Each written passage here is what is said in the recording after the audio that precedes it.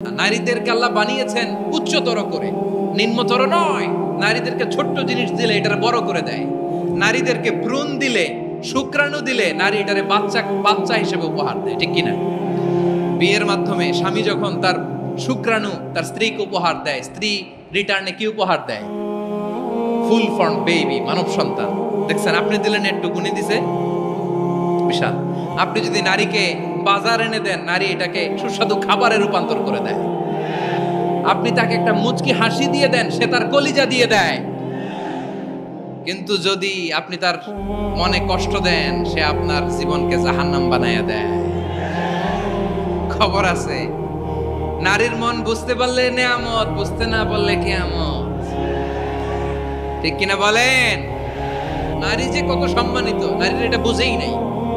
বিশ্বনবী বলেন, আদ-দুনিয়া কুল্লুহা মাতা ওয়া খায়রু মাতা'আদ দুনিয়াল মারআতুস সালিহা। আমার বোনেরা, 5টা প্যান্ডেলে আপনারা এলইডিতে আমার আলোচনা শুনছেন, আমি জানি। আপনাদের এই গর্ভ যে কত দামি আপনি জানেন না। আপনার পেট থেকেই আসবে আগামী দিনের সালাহুদ্দিন আল আইয়ুবী। আপনার পেট থেকেই আসবে অনাগত দিনের ইমাম মাহদী আল মুনতাজার। আপনার পেট থেকেই আসবে অনাগত দিনের ফয়সাল, ওয়াসিম, মুগ্ধ, আবু সাইদের মতো বীর যোদ্ধা।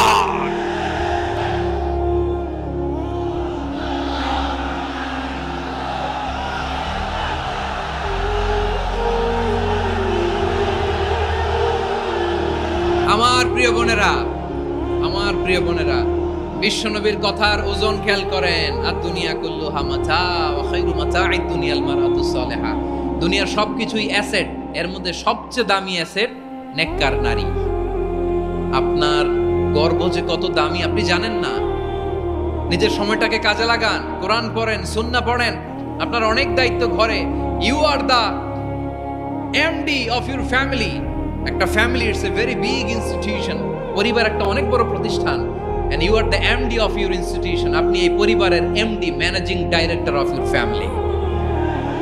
এখানে আপনার কত দায়িত্ব। আপনি ছেলে মেয়েদেরকে তারবিয়া করবেন। আপনি আপনার স্বামীর জন্য ঘরটারে জান্নাতের নীর বানাবেন। আপনার জন্য জান্নাতের ডুপ্লেক্স বাড়ি ওইখানে তৈরি করে রাখবে কে? আপনি যে কত দামি আপনি জানেন না। নারীদেরকে আল্লাহ বানিয়েছেন উচ্চতর করে, নিম্নতর নয়।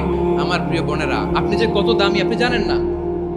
জানেন না আপনি কত দামি, অনেক দামি আপনি। আপনাদেরকে যেন ভোগের সস্তা পণ্য বানাতে না পারে, আপনাদেরকে সচেতন থাকতে হবে, সজাগ থাকতে হবে, কনসার্ন থাকতে হবে। শয়তানের ওই হাতছানির দিকে আর নজর দেওয়া যাবে না। তাহলে কেন আল্লাহ তাআলা এই ফাহশা, অশ্লীলতাকে হারাম করলেন? 1 নাম্বার, এতে হিউম্যান ডিগনিটি কমে। 2 নাম্বার, এতে মানুষের অধিকার নষ্ট হয়। আপনি বিয়ে করেছেন, এরে পরকিয়া করেন, ওর সাথে এরকম আছে না নাই? স্ত্রীর অধিকার নষ্ট করেছেন। আপনি বিবাহ সম্পর্কে আবদ্ধ হয়েছেন, তার সাথে আপনি পরকিয়া করেন, ওই ছেলের সাথে আপনি আপনার হাজবেন্ডের সাথে বিট্রে করেছেন। এজন্য আল্লাহ অশ্লীলতাকে হারাম করেছেন। অশ্লীলতাকে হারাম করার আরেকটা কারণ হচ্ছে আল্লাহ তাআলা এই হিউম্যান জেনারেশনকে, এটাকে প্রিজার্ভ করতে চায়। হিফজুন নাসল, এটা মাকাসিদুশ শরিয়ার অনেক গুরুত্বপূর্ণ একটা মাকাসিদ, অনেক গুরুত্বপূর্ণ।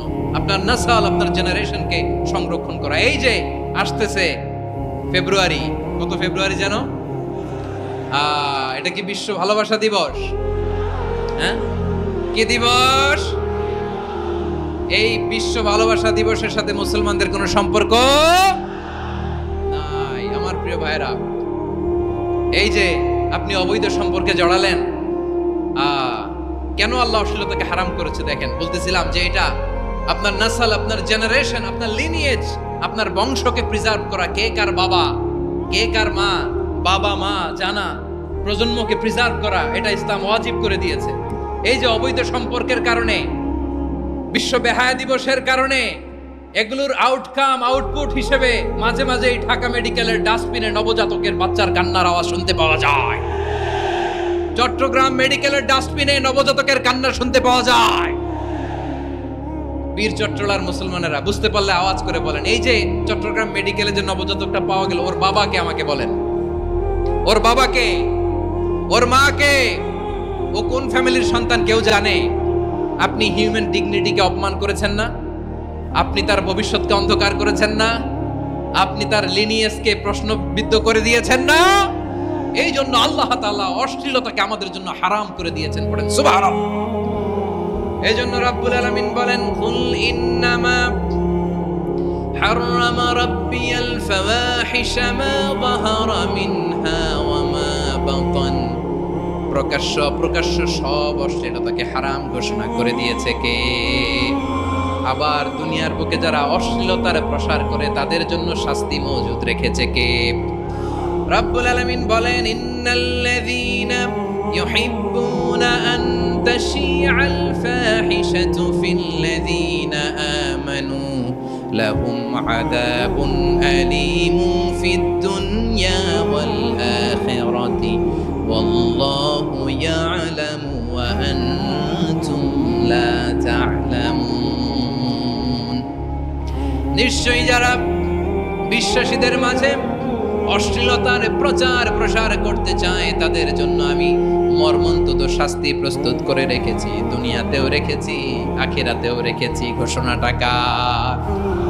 যারা এই নাটকের নামে, সিনেমার নামে, রূপালী জগতের নামে, মুভির নামে, ওটিটি প্ল্যাটফর্মের নামে আমার সমাজে অশ্লীলতা ছড়াতে চায় তাদের জন্য কঠিন মর্মন্তুদ শাস্তি মজুদ রেখে দিয়েছে কে?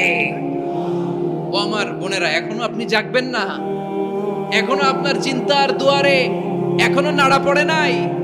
ওরা আপনাকে উলঙ্গ বানাতে চায়, ওরা আপনাকে আইটেম গার্ল বানাতে চায়। এজন্য ইসলাম অশ্লীলতাকে হারাম করেছে। হারাম। ইসলাম বলেছে যোজন যোজন দূরে থাকো, ওরা বলে না কাছে আসো, কাছে আসার গল্প, ক্লোজ আপ ওয়ান, কাছে আসার গল্প আছে না নাই? চট্টগ্রামে তো এগুলো নাই মাশাআল্লাহ। হ্যাঁ, এখানেও আছে ক্লোজ আপ ওয়ান, কাছে আসার গল্প। আল্লাহ বলেন ওয়ালা তাকরাবুজ জিনা, কাছেও এসো না, জিনা থেকে যোজন যোজন কিলো দূরে থাকো, ওরা বলে কাছে আসার গল্প। আমার বীর চট্টলার ভাইয়েরা, কাছে আসতে হলে আমরা কোরআনের কাছে আসব, কাছে আসতে হলে নবীর কাছে আসব, কাছে আসার গল্প হবে আমার রবের কাছে আসার গল্প। চিল্লায় বলো ঠিক কিনা?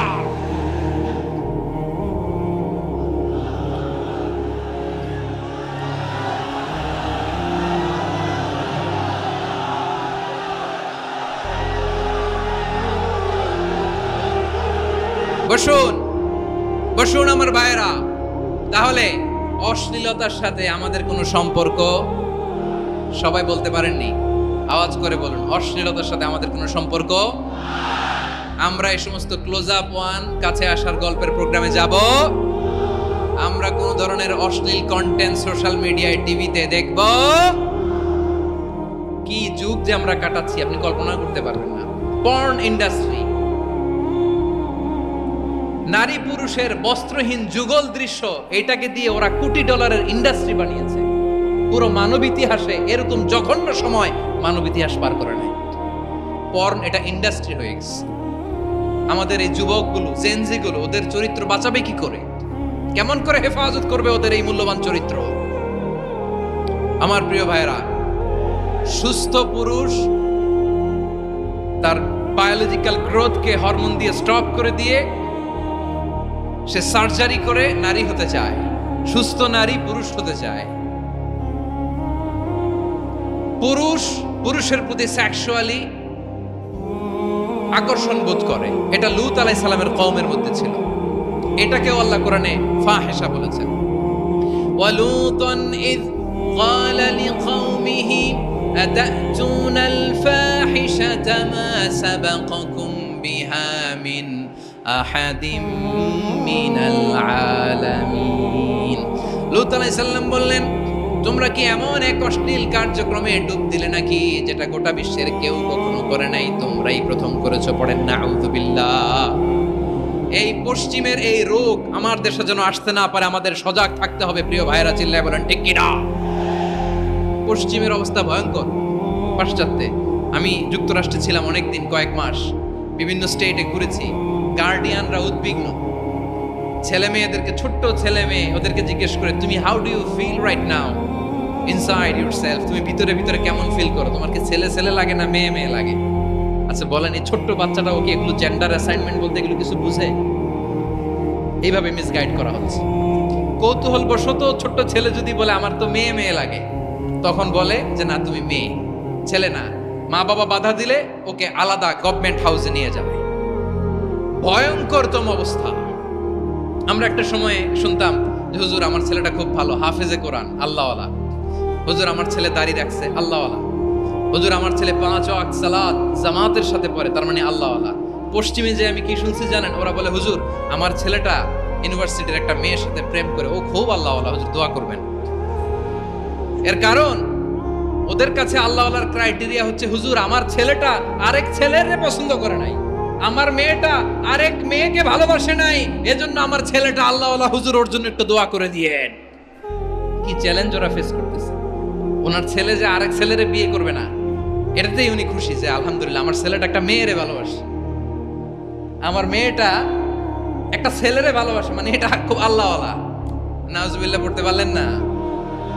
এজন্য অশ্লীলতার সাথে আমাদের কোনো সম্পর্ক